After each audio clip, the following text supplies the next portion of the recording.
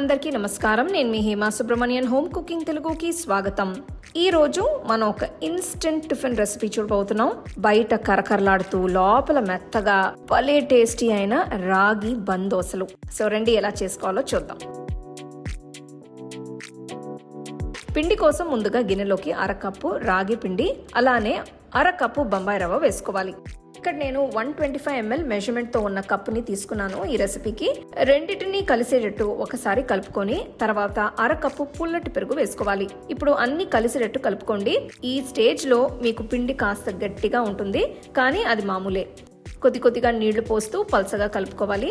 ఇక్కడ నేను దాదాపు అరకప్పు వరకు నీళ్లు తీసుకున్నాను, కానీ మీరు మీ మిశ్రమం కన్సిస్టెన్సీని బట్టి నీళ్లని అడ్జస్ట్ చేసుకోవచ్చు. చూడండి, పిండి మిశ్రమం ఇలా మెత్తగా ఉండలు లేకుండా ఉండాలి. ఇప్పుడు కావాలి అనుకుంటే మరీ కొన్ని నీళ్లు వేసుకోండి. బొంబాయి రవ్వ నానే కొద్దీ నీళ్లు పీల్చుకుని పిండిని గట్టిగా చేస్తుంది. ఈ రెసిపీకి పొల్లటి పెరుగు వాడటం వల్ల మన దోసలకి మంచి రుచిని అలానే టెక్స్చర్ని కూడా ఇస్తుంది. ఇంట్లో కనుక పొల్లటి పెరుగు ఉంటే ఈ రెసిపీకి తప్పకుండా వాడమని చెప్తాను. చూడండి, మన పిండి మిశ్రమం రెడీ అయిపోయింది. ఒక 15 నిమిషాలు నానడం కోసం పక్కన పెట్టుకుందాం. 15 నిమిషాలు అయింది. ఇప్పుడు మిశ్రమంని మిక్సీ జార్లోకి తీసుకుని కొద్దిగా నీళ్లు పోసి మెత్తగా దోసపిండి కన్సిస్టెన్సీలోకి వచ్చేటట్టు రుబ్బుకోవాలి.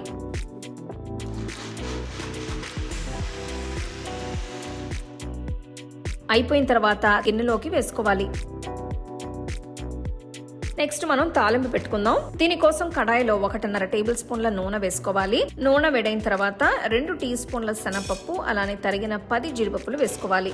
ఇక్కడ జీడిపప్పులు ఆప్షనల్ అండి, కానీ ఇవి మన దోసలు తినేటప్పుడు మధ్య మధ్యలో తగులుతూ మంచి టేస్ట్ ఇస్తాయి. జీడిపప్పులు వేగిన తర్వాత 1 టీ స్పూన్ ఆవాలు వేసుకోవాలి.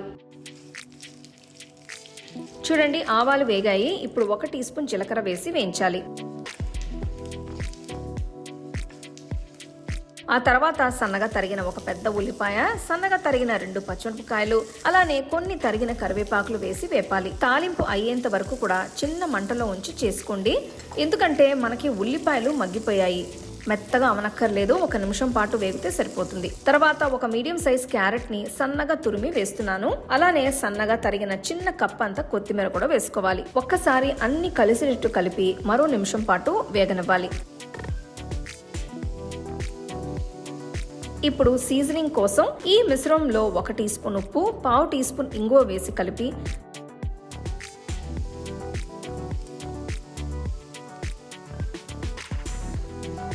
స్టవ్ ఆఫ్ చేసుకుని తాలింపుని కొద్దిగా చల్లారనివ్వాలి.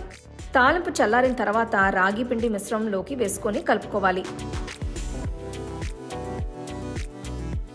ఈ దోసపిండి టెక్స్చర్ మరి కాస్త పెంచడం కోసం 2 టేబుల్ స్పూన్ల బియ్యం పిండి వేస్తున్నాను. అలానే నేను పిండి రుబ్బుకున్నప్పుడు ఉప్పు అస్సలు వేయలేదు, సో ఇప్పుడు 1 టీ స్పూన్ వరకు ఉప్పు వేస్తున్నాను. మీరు దోసలు వేసే ముందు ఒక 1/2 టీ స్పూన్ వంట సోడా వేసి కలపాలి. దానివల్ల దోసలు మనకి మెత్తగా ఫ్లఫీగా బన్ లాగా వస్తాయి. పిండిని ఫైనల్ గా ఒక్కసారి కలుపుకుందాం. దీని కన్సిస్టెన్సీ మనం రోజు వేసుకునే దోస పిండిలా ఉండేటట్లు చూసుకోండి. మరీ చిక్కగా లేదా మరీ పల్సగా ఉండకూడదు. ఈ బందోసలు వేసుకోవడం కోసం నేను ఈ చిన్న తాలింపు కడాయి తీసుకున్నాను. ఇందులోకి 1 టేబుల్ స్పూన్ నూనె పోసి వేడి చేయాలి. చూడండి, నూనె వేడైంది. ఇప్పుడు ఇందులోకి మధ్యలో ఒక గరిటెతో పిండి వేసి మీడియం లో ఫ్లేమ్ లో ఉంచుకొని కాలనివ్వాలి. ఈ స్టెప్ చాలా ఇంపార్టెంట్ అండి, ఎందుకంటే బందోసలు కొంచెం లావుగా ఉంటాయి. ఒకవేళ మీరు కనుక రాగి పిండితో కొత్తగా ఇంట్రెస్టింగ్ గా ఉండే రెసిపీస్ ఏదైనా ట్రై చేశారా, నాకు కమెంట్ సెక్షన్ లో చెప్పండి. చూడండి, ఒకవైపు బాగా కాలిన తర్వాత ఇప్పుడు నెమ్మదిగా రెండో వైపుకి తిప్పుకుందాం. ఇక్కడ మీరు చిన్న స్పాచులా లేదా స్పూన్ లేదా ఫోర్క్ లేదా మీకు ఏది కంఫర్టబుల్ గా ఉంటే దాంతో తిప్పుకోవచ్చు. కాస్త టైం పడుతుంది, కానీ 2 వైపులా కూడా బాగా ఎర్రగా కాలనివ్వాలి. వావ్, అసలు చూడండి, బందోస పర్ఫెక్ట్ గా కుక్ అయింది. 2 వైపులా కాలిన తర్వాత బన్ని కడాయిలోంచి తీసి మిగిలిన పిండితో కూడా ఇదే విధంలో వేసుకోవాలి. అంతే అండి, మెత్తగా ఫ్లఫీగా రుచికరమైన ఇన్స్టెంట్ రాగి బందోస సర్వ్ చేసుకోవడానికి రెడీగా ఉన్నాయి. బయట కరకరలాడుతూ లోపల మెత్తగా స్పాంజ్ లాగా ఉంది. చూడండి, ఈరోజు రాగి బందోసని కొబ్బరి చట్నీతో సర్వ్ చేస్తున్నాను.